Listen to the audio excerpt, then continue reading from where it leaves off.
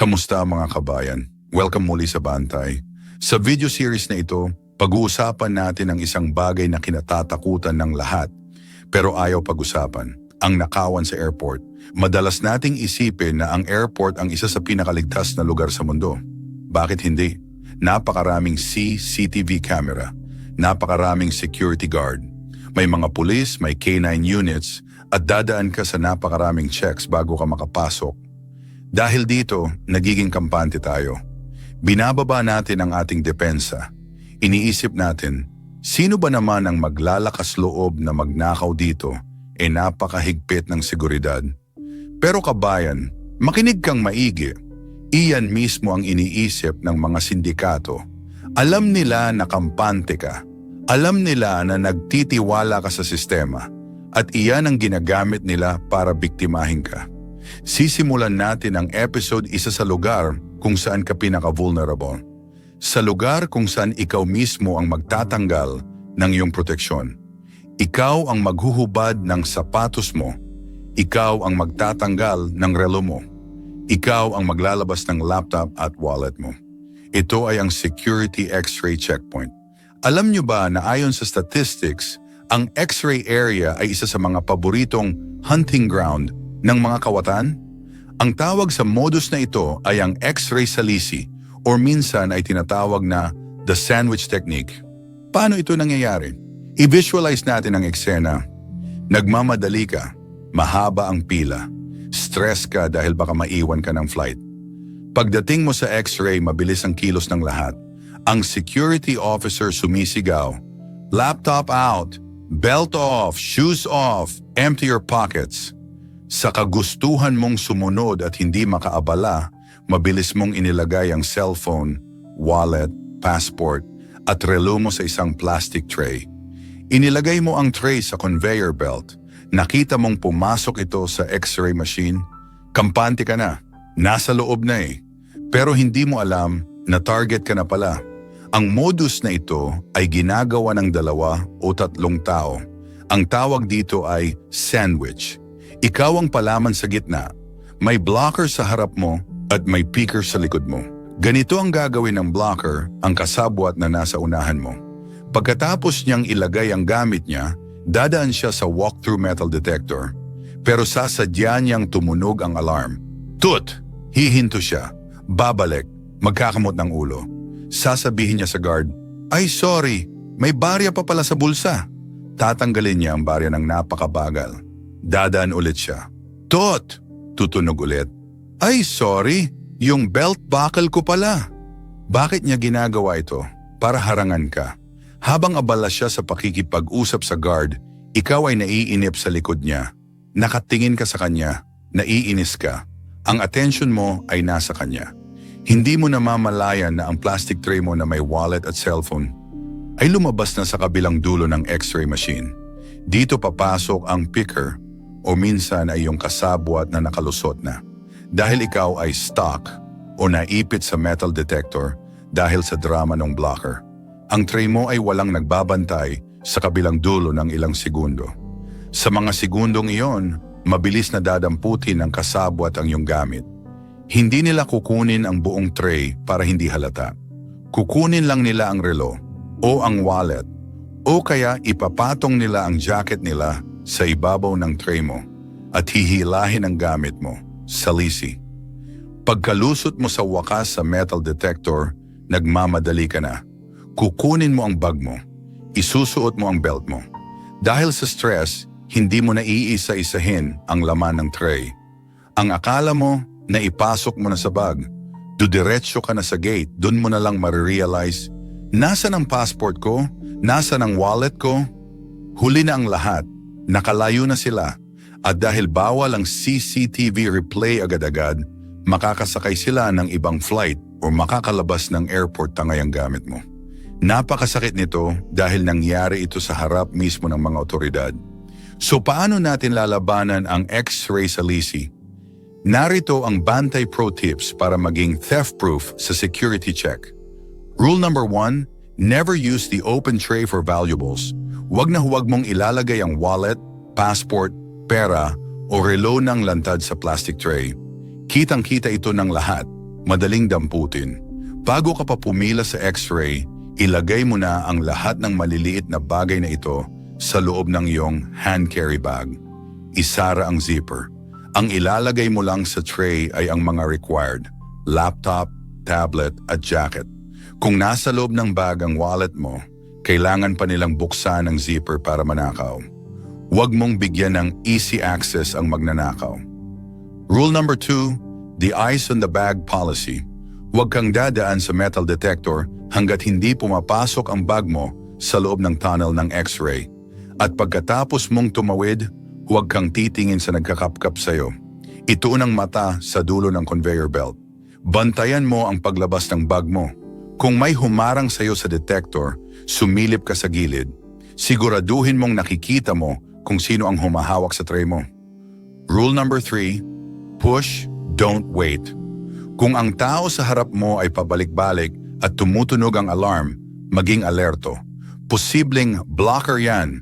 Huwag kang mahihiyang magsalita. Sabihin mo sa security officer, "Sir, my bag is already out. Can I check it please?" O kaya, bantayan mo ng maigi ang kasama niya. Tandaan, ang mga kawatan sa airport ay bihis mayaman. Mukha silang businessman. Mukha silang turista. Hindi sila mukhang magnanakaw, kaya huwag magpapaloko sa itsura. Pero kabayan, hindi lang sa X-ray nangyayari ang nakawan. Nakalusot ka nga sa security check. Umupo ka sa boarding gate para maghintay. Lowbat ka na, kaya naghanap ka ng charging station. Sinaksak mo ang cellphone mo. May tumabi sa'yo. Mukhang mabait. Nakipagkwentuhan. Inisip mo, ligtas naman siguro dito. Mali ka. Diyan ka nila titirahin gamit ang The Charging Station Trap. Sa susunod na episode, tatalakayin natin kung paano ka nananakawan habang nagcha-charge ng cellphone at habang natutulog ka sa upuan ng airport. At bakit ang mabait na lola sa tabi mo ay posibleng miyembro ng sindikato. Huwag kayong bibitaw. Dito lang sa Bantay. Nakalusot ka na sa X-ray. Nakuha mo na ang bag mo. Huminga ka ng malalim. Safe na. Naglakad ka papunta sa boarding gate. May 2 oras pa bago ang flight. Umupo ka pero nakita mong lowbat na ang cellphone mo. Nagpanik ka. Naghanap ka ng charging station. Umupo ka sa tabi ng ibang pasahero. Sinaksak mo ang charger. Iniisip mo, ligtas dito. Lahat naman kami may ticket, lahat dumaan sa security. Kabayan, dyan ka nagkakamali. Welcome sa episode 2. Tatalakayin natin ang charging station trap at ang sleeping victim strategy. Tandaan nyo ito, ang airline ticket ay hindi certificate of good moral character. Ang mga sindikato ay namumuhunan. Bumibili sila ng murang ticket para lang makapasok sa boarding area dahil nandoon ang mga high-value targets. Kayo yon. Ganito ang modus sa charging station. Habang nag-charge ka, may tatabi sa'yo. Mukha siyang mabait. Mukhang disente o minsan mukhang lola. Ngigitian ka niya. Kabayan, delayed din ba kayo? Makikipagkwentuhan siya. Sa loob ng 10 minutes, nakuha na niya ang loob mo. Nawala na ang hinala mo. Dito na papasok ang trap. Iihi ka o bibili ng tubig. Dahil kaibigan mo na siya at nakasaksak pa ang phone mo, sasabihin mo, "Nay, pakitingin muna saglit ng bag ko ha? Iihi lang ako." Sasagot siya, "Sige anak, ako bahala." Pagbalik mo galing CR, wala na. Wala na si nanay. Wala na ang bag at phone mo. Ang tawag dito ay social engineering. Ginamit nila ang pagiging mapagtiwala nating mga Pilipino. Madali silang makakahalo sa crowd at makakalabas ng airport tangay ang gamit mo. Pangalawang modus, the sleeping victim. Pagod ka, gabi ang flight, nakatulog ka sa upuan, ipinatong mo ang backpack mo sa sahig o sa tabi mo. Ang mga kawatan, hindi nila basta hahablutin yan. Gagamit sila ng the kick technique. Uupo sila sa likod mo. Sisipain nila ng pino at dahan-dahan ang bag mo. Inch by inch. Palayo ng palayo sa'yo. Kapag hindi ka nagising, dadamputin na ito ng kasama nila na naglalakad lang. Paggising mo, akala mo nasa tabi mo pa. Pagkapain mo, hangin na lang. Minsan naman gagamit sila ng blade. Dahan-dahan nilang hihiwain ang bulsa o ilalim ng bag mo habang yakap mo ito para makuha ang wallet nang hindi ka nagigising. So paano tayo magiging ligtas? Narito ang Bantay Pro Tips. Tip number 1, trust no one. Kahit gaano pa kamabait ang katabi mo, hindi mo sila kilala.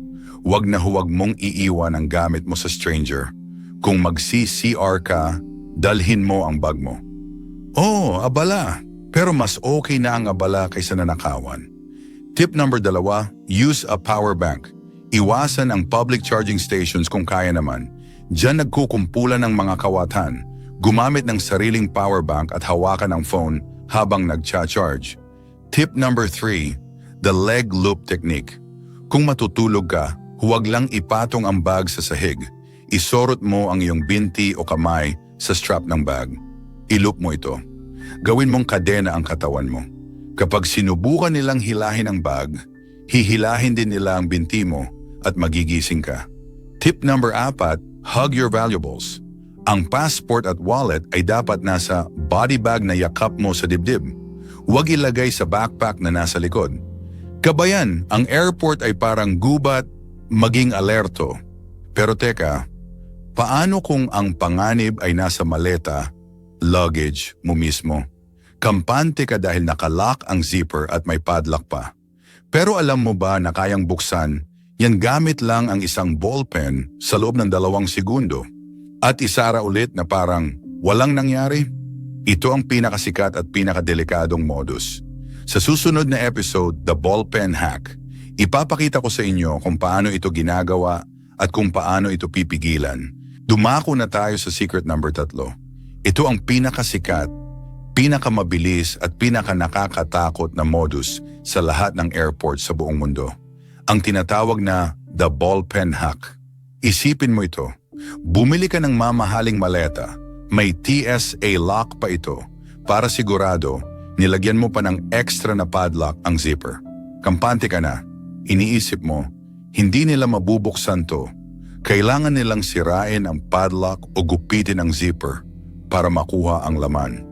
Kabayan, diyan ka nagkakamali. Ang padlock mo, ang TSA lock mo, walang silbi yan. Dahil ang kailangan lang ng magnanakaw para buksan ang maleta mo ay isang ordinaryong ballpen. Ganito ang nangyayari.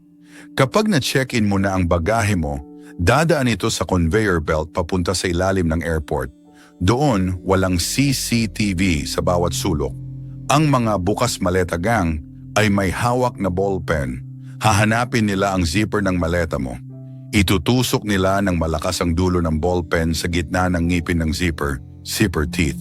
Sa isang tusok lang, pop! Bubuka ang zipper. Sasabog ito at bubukas ng maluwag.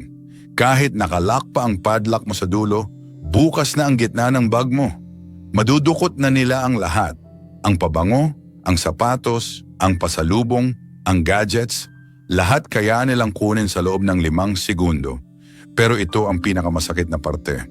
Pagkatapos nilang kunin ang gamit mo, isasara nila ulit ito. Paano? Hahawakan nila ang zipper puller, yung hawakan na may padlock, at hihilahin ito pabalik sa lugar na binuksan nila. Parang magic. Kusang magsasara ulit ang ngipin ng zipper. Walang sira, walang punit, walang bakas. Mukhang hindi ginalaw ang maleta mo. Pagdating mo sa bahay, excited kang magbukas ng pasalubong. Pag-unlock mo, laking gulat mo. Puro lumang dyaryo o bato na lang ang laman. Bakit bato? Para mapalitan ang bigat. Para hindi mo mahalata sa airport na gumaan ang bag mo. At dahil walang forced entry o sira sa maleta, hindi ka babayaran ng travel insurance. Sasabihin nila, baka naiwan mo sa bahay ang gamit mo. Talo ka na, nanakawan ka pa. So paano natin mapoprotektahan ang ating bagahe laban sa ballpen hack? Narito ang Bantay Pro Tips. Tip number 1, the luggage wrapping. Ito ang pinaka-effective na solusyon. Ipa-wrap mo ng plastic ang maleta mo sa airport. Oo, may bayad ito. Pero isipin mo na lang na insurance ito. Ang mga magnanakaw ay naghahanap ng easy target. Kapag nakita nilang balot ng plastic ang bag mo, iiwasan nila yan. Masyadong matagal buksan, masyadong maingay ang plastic.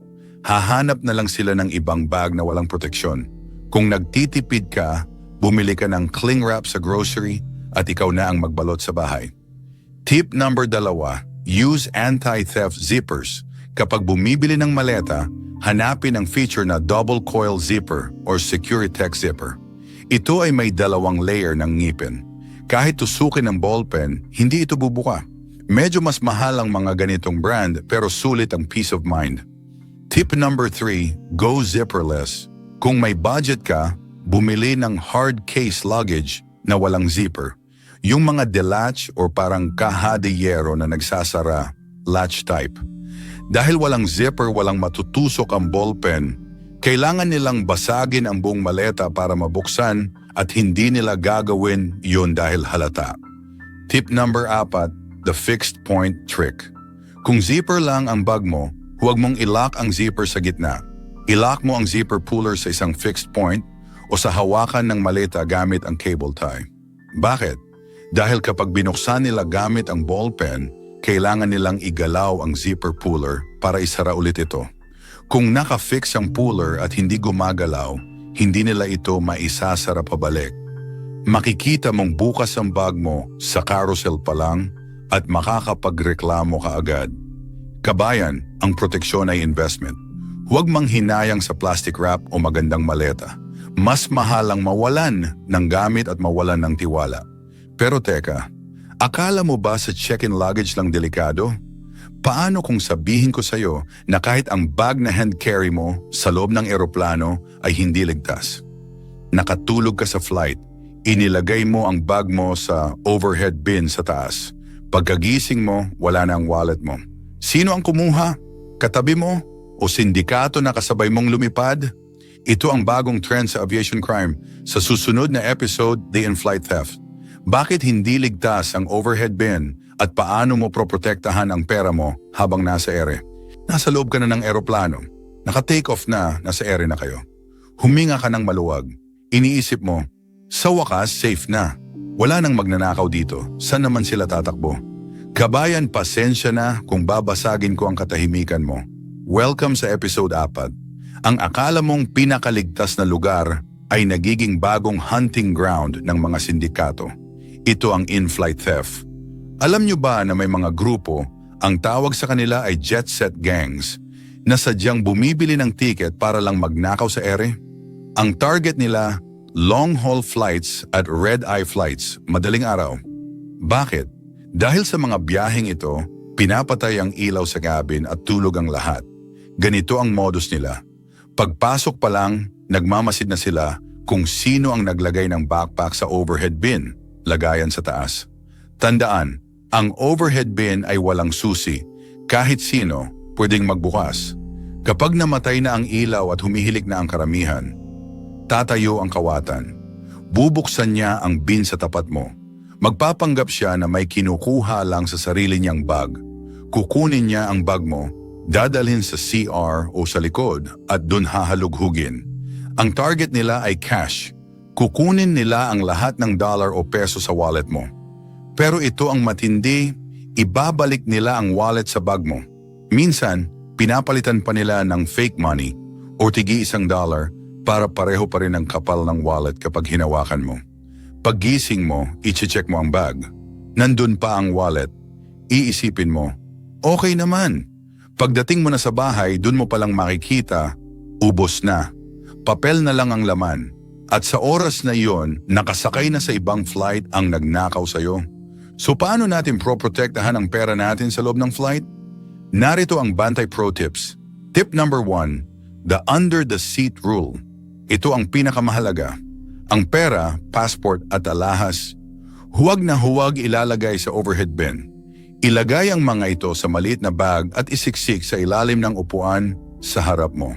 Para manakaw ito, kailangan nilang yumuko sa paanan mo. Imposible nilang gawin yun nang hindi ka nagigising. Ang overhead bin ay para lang sa damit at pasalubong. Tip number 2, the reverse zipper trick. Kung kailangan mo talagang ilagay ang bag sa taas, iharap mo ang zipper paloob o paharap sa dingding ng eroplano. Pahirapan mo sila. Kung nasa loob ang zipper, kailangan nilang ilabas ang buong bag para mabuksan. Mas halata, mas risky. Tip number 3, lock it up. Kahit nasa taas lang ang bag mo, lagyan mo ng padlock. Oo, kayang buksan ng ballpen ang zipper, pero sa loob ng eroplano na tahimik, hindi nila gagawin ang ballpen hack dahil agaw atensyon ito. Ang padlock ay sapat na deterrent sa cabin. Kabayan, ang pagiging alerto ay hindi natatapos sa boarding gate. Hanggat hindi ka nakakauwi, ikaw ang security guard ng sarili mong gamit. Pero teka, nakalapag na ang eroplano. Sasalubungin ka na ng pamilya mo. Pero may huling hamon pa, ang iyong pasalubong box, balikbayan box. Bakit may mga kahon na nawawala sa carousel? O bakit may mga kahon na bukas na pagdating sa bahay? Sino ang tumitira dito? Porter, customs, o ibang pasahero? Ito ang huling yugto ng ating serye. Sa susunod na episode, The Pasalubong Box Target. Paano siguraduhin na ang pinaghirapan mong pasalubong ay makakarating sa pamilya mo ng kumpleto? Nakalapag na ang eroplano. Narinig mo na ang Welcome to Manila o Welcome Back Home. Ang sarap sa pakiramdam, nagpalakpakan ang mga pasahero, excited na ang lahat. Pero kabayan, ang huling hamon ay hindi ang immigration. Ang huling hamon ay ang baggage carousel. Ito ang secret number 5, the pasalubong box target. Alam niyo ba kung bakit paboritong target ng mga kawatan ang balikbayan box? Dahil ito ay generic. Lahat ng kahon, pare-pareho ang itsura. Kulay brown, may tali, may tape. At higit sa lahat, alam nilang ang laman nito ay gold mine, spam, corned beef, chocolates, rubber shoes, perfume. Madaling ibenta, mahirap i-trace. Ganito ang modus sa baggage claim area. Habang siksikan ng mga tao sa pag-aabang ng bagahe, may mga miyembro ng sindikato na nakatayo rin doon. May dala silang trolley, mukha silang pasahero. Kapag nakakita sila ng balikbayan box na walang masyadong markings, kukunin nila ito agad at isasakay sa trolley nila. Kapag sinita mo sila, ang dali ng lusot nila, "Ay sorry, akala ko sa akin, pareho kasing box eh." Mistaken identity, walang kaso. Pero kapag hindi mo napansin at nakalabas na sila ng customs, goodbye pasalubong. Iiyak na lang ang pamilya mo dahil ang pinaghirapan mo ng ilang taon, ninakaw lang sa loob ng ilang minuto. Minsan naman, hindi nila kukunin ang buong kahon. Gagamit sila ng cutter. Hihiwain nila ang gilid ng box habang umiikot ito sa likod ng airport bago lumabas sa carousel. Dudukutin ang ilang lata ng spam o sapatos, tatapalan ng tape para hindi halata. Sa bahay mo na malalaman na kulang-kulang ang laman. So paano natin masisiguro na makakarating ang pasalubong sa pamilya? Narito ang Bantay Pro Tips. Tip number 1, personalize your box. Huwag mong hayaang maging generic ang box mo. Bago mo i-check-in, balutin mo ito ng matingkad na tape, neon green o pink. Lagyan mo ng malaking sticker o kaya isulat mo ang pangalan mo ng napakalaki sa lahat ng side ng box. Ang magnanakaw ay naghahanap ng clean box. Kapag nakita nilang sobrang personalized ang box mo, iiwasan nila yan dahil madaling makita sa CCTV. Tip number 2, the photo evidence. Bago mo i-check-in ang bagahe mo sa abroad, pikturan mo muna. Kuhanan mo ng litrato ang itsura nito, ang bigat nito, at ang kondisyon nito. Kapag pagdating sa Manila ay may sira, butas o yupay, may ebidensya ka na in good condition yan nung umalis ka. Mas madali kang makakakuha ng compensation sa airline. Tip number 3, check the tags. Bago ka lumabas ng terminal, i-check ng guard ang baggage tag mo. Pero huwag kang umasa sa guard lang. Ikaw mismo, i-check mo kung pangalan mo ba talaga ang nakasulat sa tag. Maraming kaso na nagkapalit talaga ng box dahil pareho ng itsura. Bonus tip, the arrival curb chaos. Nakuha mo na ang bagahe mo, lumabas ka na ng sliding door, sinalubong ka na ng pamilya mo, yakapan, iyakan, selfie. Ito ang pinakadelikadong oras habang busy ka sa pagyakap sa nanay mo o sa pag-vlog ng arrival mo. Ang mga bagahe mo ay nasa gilid lang, walang bantay. Diyan umaatake ang mga salisigang sa labas ng airport. Hihilahin nila ang isang maliit na bag habang distracted kayo sa reunion nyo. Kaya ang payo ko, one eye on the family, one eye on the bags. Huwag bitawan ng trolley hanggat hindi na isasakay sa sasakyan. Kabayan, tapos na ang ating serye tungkol sa airport thieves. Tinalakay natin ang X-ray salisi, ang sandwich technique, charging station trap, ang mabait na lola, ballpen hack, ang zipper na bumubuka, in-flight theft, ang nakawan sa ere, pasalubong box target, ang huling hamon. Ang layunin ng bantay ay hindi para takutin kayo.